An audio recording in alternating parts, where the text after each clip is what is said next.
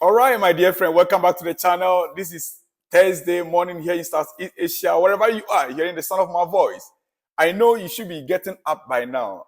A disappointing night last night for all of us. Yes, many of you are wondering why I was smiling during my post-match reaction. My dear friend, this time around, I have decided that no matter how bad it looks like, I will have to smile. No matter how difficult the situation is, I'll have to put on a smiling face. So many of you that were surprised when I was doing my post-match reaction and I was smiling, I knew exactly what I was doing, dear friend. No matter how low my confidence is, I must still find a way of getting back to life. And so going to take a little sleep, about 3 hours sleep, and coming back right now, I am very confident in the future. In Chelsea, I'm confident. Mauricio Pochettino might go, but Chelsea will remain Chelsea.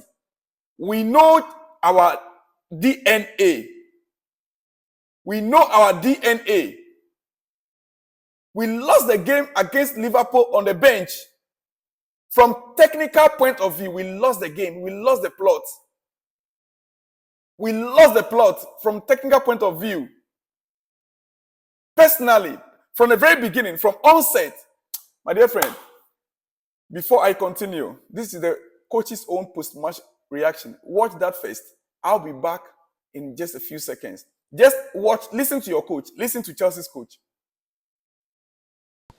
I think it's so clear that Liverpool was better than Chelsea, and not too much to say. I think they fully deserve the 3 points, and for us, it's good to feel this disappointment, because I think in 3 weeks we are going to play a final. I think we need to approach the game in a different way, and we need to match them in all the areas that we were beating today.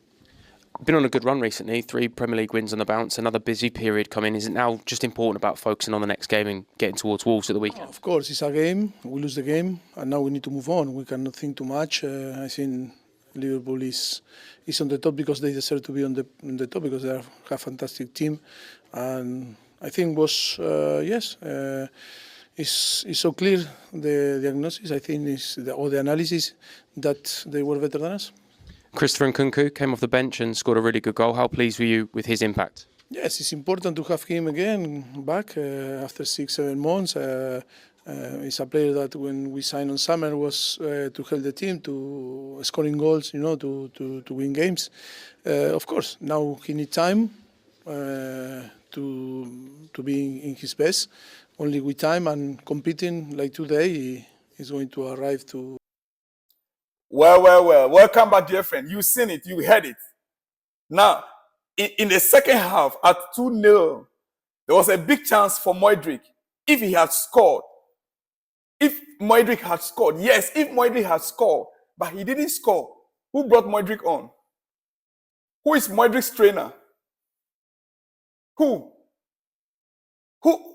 featured Ben Chilwell, knowing full well that he's not fully fit? Okay, why was Malo Gusto on the bench?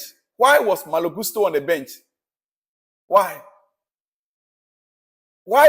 Gusto on the bench? Why Nkunku did not start the game? Why? Did we buy those players to be keeping them on the bench and be managing them? Oh, let me manage. If they are not fit, say they are not fit and let them go back to the medical room. You don't bring the player, put him on the bench when the game is almost over. Okay, when Nkunku came on, the little opportunity he had, he scored.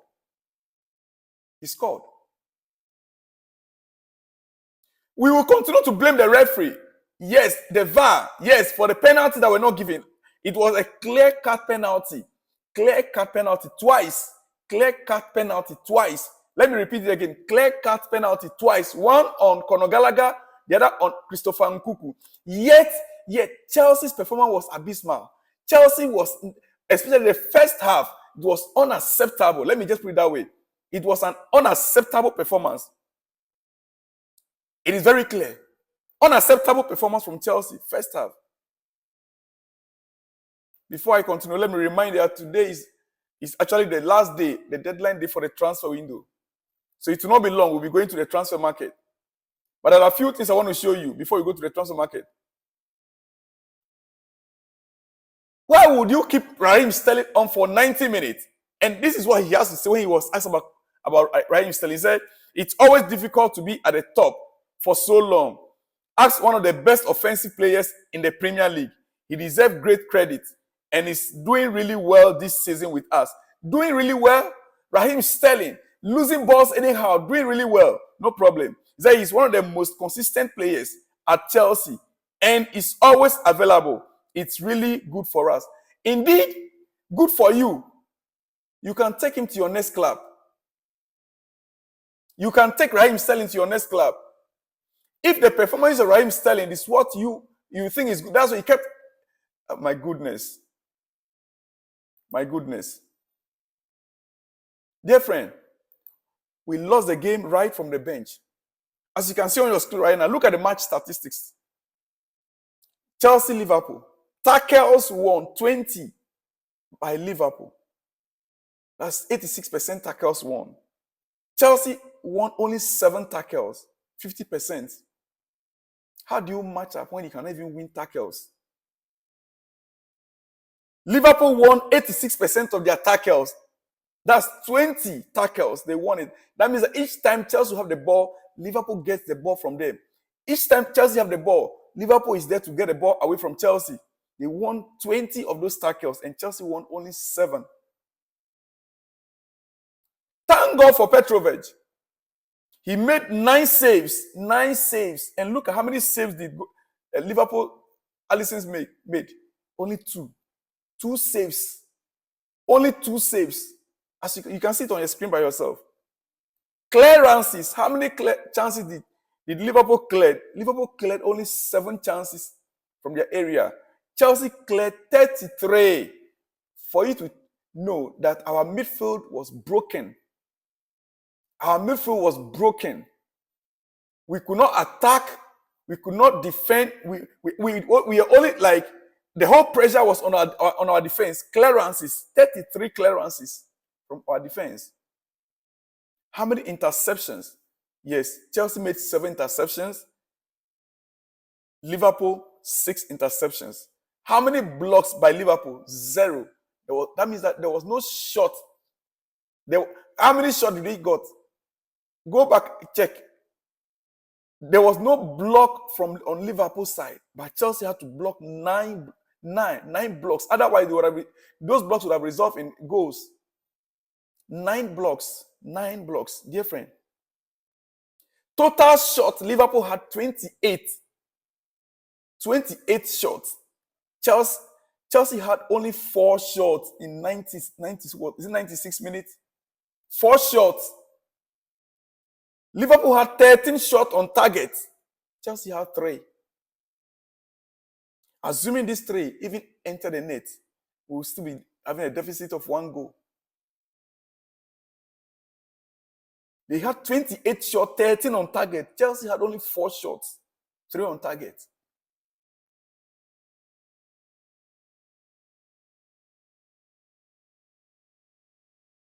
Shot off target, Liverpool 6, Chelsea 1. Shot on woodwork, 4. They had 4 shots that hit the woodwork. All those 4 shots that hit the woodwork, they could have easily entered, assuming that 4 that hit the woodwork, adding to the 4 that they scored, that would have been 8 goals against Chelsea. That would have been 8 goals. Dear friend, Pochettino is, the truth of the matter is, we kept saying it's injury. But look, what was the formation we played? Do you see a clear-cut path we are playing? Do you know what? Did you see what was our style of play? If not for individual brilliance, do Chelsea have a style of play you can point to me? I can't see it. I can't see our style of play. My goodness. Look, we need to really sit up. We are going back into the net. This is Liverpool. We are going to be playing Carabao Cup final with, right? We are going to be playing Carabao Cup final with them, right? Okay. Now on your screen, before I let you go, Chelsea started a game with Petrovic in goalpost, right? Then we have Ben Chilwell on the left side. And to be honest, it is Ben Chilwell that cost us the pain we are going through right now. The 2 goals. Ben Chilwell. Ben Chilwell. We have Disasi on the right side instead of Malogusto. That is there, fit. We have Badasheli and Thiago Silva at the center of defense. Enzo Fernandez and Casaido. Then we have Raheem Sterling on the left, Madueke on the right, then Gallagher. Then we have Kopama as a false 9. It did not work. Kopama as false 9 didn't work at all. The entire first half, I will try and get how many times Kopama touched ball. The entire first half, Kopama was ineffective. The entire first half, Kopama was ineffective until Nkuku came on. The entire first half, Kopama was ineffective. The formation was flop. We lost the game from the bench. It is unacceptable. It is unacceptable. Dear friend, let me leave you here. There is so much to talk about. I'll have to come back. I'll have to come back. There's so much to talk about, and I'll have to come back again. Well, 4-0. 4-1, sorry, 4-1. It is a painful thing. But we move on. We move on from here. Let's see what happens next by the weekend games. We'll now know what is going to happen before we are expected to, at least, even if it's a draw, that would have been okay.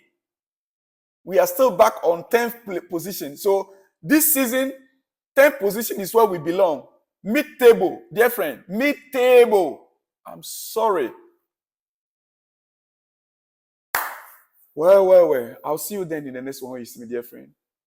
Like the video, share the video. Let me hear from you in the comment section. As a Chelsea fan, let me know what you think. We move on, dear friend. See you then. Shalom and peace.